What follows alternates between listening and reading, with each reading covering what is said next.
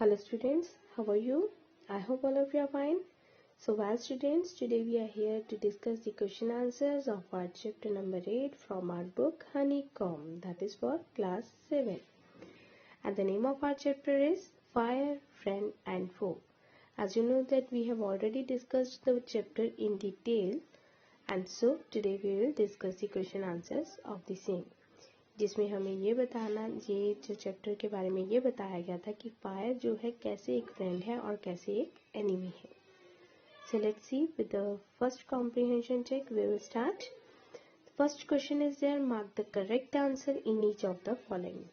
Now we are here a few optional or multiple choices, so we will answer the correct one. So the first one is there, early man was frightened of what? Early man was frightened of what?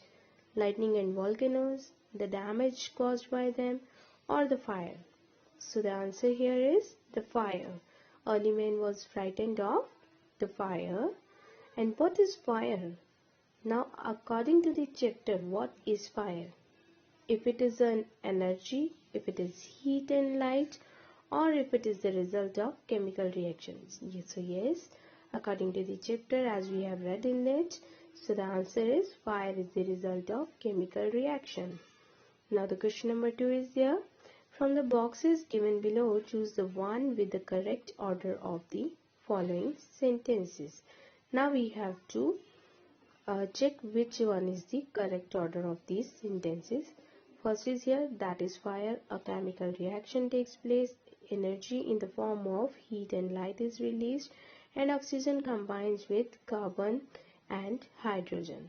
Now these four sentences we are given here in jumble form, and we have to see which will come at the number 1, which will come at number 2, and which will come at number 3. So let's see again. Yes, that is fire, chemical reaction takes place, and energy in the form of heat and light is released. So let's see.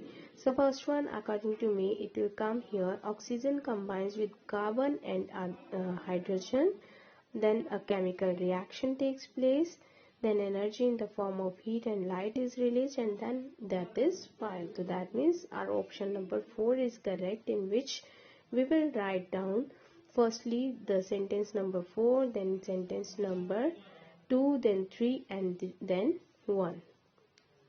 Next question is there, what do you understand by flash point of a fuel? अब एक flash point जिसके बारे में हमने chapter में भी पढ़ा है, किसी भी फ्यूल का फ्लैश पॉइंट क्या होता है, what do you understand by the flash point?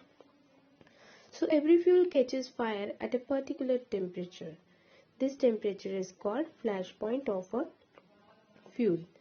Yes, तो हर एक फ्यूल, चाहे कोई भी चीज़ है जिसको एज अ फ्यूल यूज़ करते हैं, ईंधन जिसे हम हिंदी में बोलते हैं, लाइक हो गया पेट्रोल, डीजल, कोई और कैरोसिन ऑयल है, या फिर कुछ भी बर्निंग मटेरियल है जिसको हम एज अ फ्यूल यूज़ करते हैं, लकड़ी को यूज़ करते हैं, कोयले को यूज़ करते हैं, है ना. तो ये सारी चीज़ें होती है ना जो एक पर्टिकुलर पॉइंट पे ये बर्न करना स्टार्ट करती हैं. लाइक एक कागज़ है, अगर हम कागज़ को आग लगाते हैं तो बड़ी जल्दी से आग पकड़ लेता है. सो दैट मीन्स जो उसका टेम्परेचर जो कागज़ को जलाने के लिए है, जो फ्लैश पॉइंट है उसका जो है वो टेम्परेचर बहुत कम ज़रूरत है, उसको जल्दी जल्दी से आग पकड़ लेता है ना. तो same way every fuel catches fire eight a particular temperature. Particular temperature होता है किसी भी चीज़ का फायर कैच करने के लिए. जैसे लकड़ी को आग लगानी है तो बहुत ज़्यादा देर लगती है, डायरेक्ट हम जल्दी जल्दी से आग नहीं लगा सकते, उसके लिए किसी चीज़ की हेल्प की लेने की ज़रूरत होती है हमें. किसी लाइक पहले कागज़ को जलाते हैं और कागज़ के साथ फिर लकड़ी को जलाते हैं, कि जो चीज़ थोड़ा सा टाइम लेके जलती है उसको हम किसी इजीली जलने वाली चीज़ के साथ, हेल्प के साथ जलाते हैं, या फिर कुछ ऑयल डालते हैं उसके ऊपर फिर उसको जलाते हैं, या फिर कैंपर होता है जो कपूर होता है, कपूर डालकर हम उसे जलाते हैं, है ना. सो हर एक चीज़ का, हर एक ईंधन का जलने का एक पर्टिकुलर टेम्परेचर सेट होता है कि अगर इतने टेम्परेचर तक वो, जैसे इतनी हीट पहुंचेगी किसी भी फ्यूल को, तब वो जलना स्टार्ट होगा. So this temperature is called flash point of a fuel. So जिस भी टेम्परेचर पर कोई फ्यूल जलना शुरू करता है, that is called its flash point. What are some common uses of fire? अब फायर की यूजेस वो तो आप लोगों को पता ही है. Is in what sense is it a bad master? और किस सेंस में जो फायर को बैड मास्टर कहा गया है? So let's see. Fire is used in cooking and to keep our homes warm during winter. Fire को सबसे पहले तो हमें पता ही है कि कुकिंग के लिए हम यूज़ करते हैं, है ना। अब वो कुकिंग किसी भी तरह की हो, चाहे हम पानी गर्म करने के लिए, चाय बनाने के लिए, या फिर रोटी बनाने के लिए, सब्जी बनाने के लिए, इन सब चीज़ों के लिए हम फायर का यूज़ करते हैं। जैसे हम एलपीजी यूज़ करते हैं अपनी किचन में। And to keep our homes warm during winter, और मैंटल पीस बनाए होते हैं घर में जिसमें हम आग जलाते हैं अपने घरों को वार्म रखने के लिए। And fire is also used to produce electricity, और जो फायर है इलेक्ट्रिसिटी प्रोड्यूस करने के लिए भी यूज़ की जाती है। So in what sense it is a bad master? इसे बैड मास्टर क्यों कहा गया है? ऑब्वियसली फायर हमेशा से ही बैड मास्टर। अगर फायर हम लोगों पे रूल करने लगे तो फिर तो कुछ भी नहीं बचेगा, फिर तो प्रॉपरली डैमेज हो जाएगा सब कुछ। तो it is bad master. So if fire goes out of control, अगर जो फायर है वो अगर हमारे कंट्रोल से बाहर हो जाए, अपने आप ही कहीं आग लग गई है, या फिर अगर हम केयरलेस हो गए हैं, तो जो आग है वो कहीं ना कहीं भी जाकर फैल जाती है और सारी की सारी चीज़ें डैमेज कर देती है, डिस्ट्रॉय कर देती है। So it can cause damage to our life, house and property. अगर फायर हमारे कंट्रोल से बाहर हो जाए तो ये डैमेज क्रिएट करती है, डैमेज कॉज कर सकती है। किस किस का डैमेज? हमारी जो लाइफ को डैमेज कर सकती है, दैट मीन्स हम उसमें जलकर मर सकते हैं, हमारा घर जल जाएगा, एंड प्रॉपर्टी जल जाएगी, एंड सो ऑन। हर चीज़, मतलब फायर थोड़ी ये चीज़ देखेगी कि मुझे इस चीज़ को नहीं जलाना, इसे ख़त्म नहीं करना है ना। तो it is a bad master, it is a bad master in this sense. तो इस सेंस में हम इसे कह सकते हैं कि ये एक बैड मास्टर है। That means it should remain always like a servant, हमारे कंट्रोल में ही रहना चाहिए फायर को हमेशा। So matching items is here. In the next question we have to match with the column A with the column B. So here it is directly answer given here. Fuel क्या है? Fuel तीन चीज़ें, यहाँ पर तीन चार चीज़ें जो है ये हमारे फ्यूल के लिए हैं। यहाँ पर ये आपको जंपर में दी हुई हैं, बुक में पहले क्वेश्चन दिया है, then answer is here that I have showed you. तो बट डायरेक्टली मैंने आंसर शो कर दिया है, क्वेश्चन नहीं शो किया, ठीक है। तो फायर फ्यूल जो है वो हो सकता है, कोल भी हो सकता है, बर्निंग कोल है, एंड वुड है, स्मोल्डरिंग पेपर दैट मीन्स जो धीरे धीरे जल रहा पेपर है, and cooking gas that is also fuel.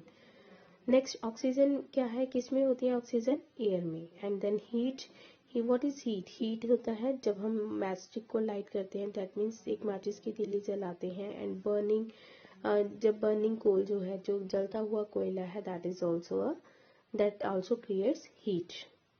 Next question is there, what are the three main ways in which a fire can be controlled or put out? कौन सी तीन ऐसे veg हैं जिससे फायर को कंट्रोल में रखा जा सकता है या फिर बुझाया जा सकता है? Fire can be put out by taking away the fuel, stopping the supply of oxygen, or by lowering down the temperature around the fuel so that the fuel is not able to attain its flash point. So now fire can be put out by taking away the fuel. अब जो fire है उसे कैसे control किया जा सकता है? एक तो ये रास्ता है कि हम उसका जो फ्यूल है जिसके कारण वो आग जल रही है, दैट मीन्स हमने तीन चीज़ें पढ़ी थी ना, ऑक्सीजन, फ्यूल और हीट, ये तीन चीज़ें का कॉम्बिनेशन वो बहुत ज़रूरी है फायर जलाने के लिए। और अगर हम एक भी चीज़ को साइड पे कर लेते हैं तो फायर जो है वो अपने आप बुझ जाएगी। तो फर्स्ट ऑफ ऑल अगर हम इसका फ्यूल जो है जिसके कारण आग जल रही है, दैट मीन्स अगर कोयला है या फिर लकड़ी है या फिर पेपर है, इन चीज़ों को और या फिर कोई petrol diesel whatever is there, oil है कोई भी, तो अगर हम उसको साइड पे कर लेते हैं तो फायर जो है वो बंद हो जाएगी। Stopping the supply of oxygen, और दूसरा क्या हो सकता है जब हम ऑक्सीजन की सप्लाई बंद कर देते हैं। जैसे हम कहीं भी आग लगी है, तो छोटी मोटी आग लगी है, तो उसके ऊपर अगर हम डैम्प ब्लैंकेट डाल देते हैं, गीला कंबल डाल देते हैं, या फिर डैम्प सैक डाल देते हैं, गीली बोरी डाल देते हैं, तो वहाँ पर क्या है, ऑक्सीजन की सप्लाई कम हो जाती है ना, तब भी ऑक्सीजन नहीं पहुँचेगी। सेकेंड चीज़ ये होगी, फ्यूल पहला हो गया फ्यूल, उसको हटाने, सेकेंड हो गया ऑक्सीजन हटाने, एंड और bye lowering down the temperature around the fuel. और यहाँ पर यही हो गया ऑक्सीजन, जब हमने डैम्प ब्लैंकेट डाला या फिर हमने डैम्प सैक डाल दी किसी चीज़ के ऊपर या फिर रेत डाल दी, तो हमने क्या किया, उस टेम्परेचर को हमने जो आसपास जो टेम्परेचर था उसका उससे कम कर दिया। और दूसरा ये भी हुआ कि हमने ऑक्सीजन को वहाँ जाने से रोक दिया। ठीक है। और तीसरा हम ये भी कह सकते हैं कि सेम चीज़ ही हुई इसमें कि हम लोअरिंग डाउन द टेम्परेचर, अगर टेम्परेचर को लोअर डाउन कर देते हैं, जितना उसका फ्लैश पॉइंट है, किसी भी चीज़ को जलने के लिए जो फ्लैश पॉइंट चाहिए, जितनी हीट चाहिए, तो उसे हम अगर कम कर देते हैं, अगर वो उतनी हीट नहीं पहुंच पाती है वहां तक, then also the fire can be taken under control और fire can be put out. और यहाँ पर जैसे तीसरा पॉइंट यही है कि लोअरिंग डाउन द टेम्परेचर। अब वो टेम्परेचर किस तरह से लोअर डाउन किया जा सकता है, जैसे पानी डाल दिया, रेत डाल दिया, और जैसे एक कैंडल को बुझाने की मैंने एग्जांपल दी थी जब हम चैप्टर पढ़ रहे थे, तो जब हम कैंडल के ऊपर ब्लो करते हैं तो जो आसपास का टेम्परेचर जो उसकी हीट होती है तो वो लोअर डाउन हो जाता है, कम हो जाता है, तो वो जो कैंडल है वो भी बुझ जाती है। और दूसरा कार्बन डाइऑक्साइड भी हम जाती है, इसीलिए भी कैंडल बुझती है। So that the fuel is not able to attain its flash point. अब सेम चीज़ होगी यहाँ पे कि जो टेम्परेचर कम कर देंगे तो फ्लैश पॉइंट पे नहीं पहुंच सकेगा, क्योंकि फ्लैश पॉइंट पे अगर कोई भी चीज़, कोई भी फ्यूल अगर अपने फ्लैश पॉइंट पे पहुंचता है तभी वो जलना शुरू करता है। जब हम उतना टेम्परेचर ही नहीं रखेंगे, उतना उसको फ्लैश पॉइंट पर पहुंचने ही नहीं देंगे, अगर वो पहुंचा हुआ है तो उसे हम कम कर देंगे, तो हमारी जो फायर है वो बुझ जाएगी।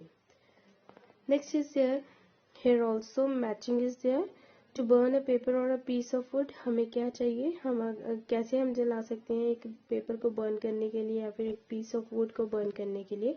सो we heat it before it catches fire. तो हम कैसे करते हैं, पहले हम इसको हीट करते हैं, गर्म करते हैं, मतलब इतना गर्म करते हैं कि वो जो अपने फ्लैश पॉइंट पर पहुंच जाए और वो जलना शुरू हो जाए। Next is small fires can be put out. Small fires कैसे पुट आउट की जा सकती हैं, कैसे बुझाई जा सकती हैं, विद अ डैम्प ब्लैंकेट और अ डैम्प सैक, गीले कंबल और गीली बोरी के साथ। When water is spread on fire, जब वाटर स्प्रेड किया जाता है फायर के ऊपर तो उससे क्या होता है, it absorbs heat from the burning material. तब ये क्या होता है, जब फायर जो वाटर है वो ठंडा होता है ना, और जब हम किसी आग के ऊपर वाटर स्प्रेड करते हैं, पानी डालते हैं, तो उससे क्या होता है, इट एब्जॉर्ब्स हीट। ये जो पानी है वो हीट को एब्जॉर्ब कर लेता है, हीट एब्जॉर्ब करता है तभी पानी गर्म होता है ना। तो इसीलिए जो पानी है वो ठंडा होता है और हीट के ऊपर जब हम डालते हैं, आग के ऊपर डालते हैं, तो it absorbs the heat from the burning material. जो जल रही होती है ना चीज़, उससे जो हीट एब्जॉर्ब करता है और उसका जो टेम्परेचर है वो लोअर डाउन कर देता है, फिर आग को बुझाया जा सकता है। Next is there carbon dioxide extinguisher is the best thing. अब कार्बन डाइऑक्साइड एक्सटिंग्विशर किस चीज़ के लिए बेस्ट है, it is best to put out an electric fire. जो इलेक्ट्रिक फायर जो लगती है, लाइक मान लो कोई बिजली की तार से या इलेक्ट्रिक शॉक हो गया, तो तब जो आग लगती है उसको बुझाने के लिए जो carbon dioxide extinguisher, that is the best thing. क्योंकि ऐसी आग पर जो इलेक्ट्रिक एप्लायंसेस के कारण या इलेक्ट्रिक शॉक के कारण लगी होती है, तो उसके ऊपर हम पानी नहीं डाल सकते, क्योंकि पानी डालेंगे तो सारी जगह करंट फैल जाएगा और जो बंदा पानी डाल रहा है वो तो बेचारा उसी टाइम खत्म हो जाएगा, क्योंकि जो सारा करंट है, इलेक्ट्रिक करंट, वो उसे आकर पकड़ लेगा। Then space left between the building. अब स्पेस क्यों छोड़ी जाती है, आजकल जो बिल्डिंग्स बनाई जाती हैं, बड़ी बड़ी बिल्डिंग्स, उसमें नॉर्म्स को फॉलो किया जाता है। गवर्नमेंट ने नॉर्म्स बनाए हैं कि जो भी दो बिल्डिंग्स होंगी उनके बीच में कुछ गैप रखा जाएगा, एडजॉइनिंग नहीं होंगी। तो वो स्पेस क्यों छोड़ी जाती है, because it reduces the risk of fire. ताकि अगर मानो कभी भगवान ना करे किसी एक बिल्डिंग में आग लगी है, तो वो दूसरी बिल्डिंग को अगर अटैच नहीं होगी, एडजॉइनिंग नहीं होगी, तो वो दूसरी बिल्डिंग तक वो आग नहीं जा पाएगी। So with this our question answers have come to an end. I hope you have understood it well. Thank you.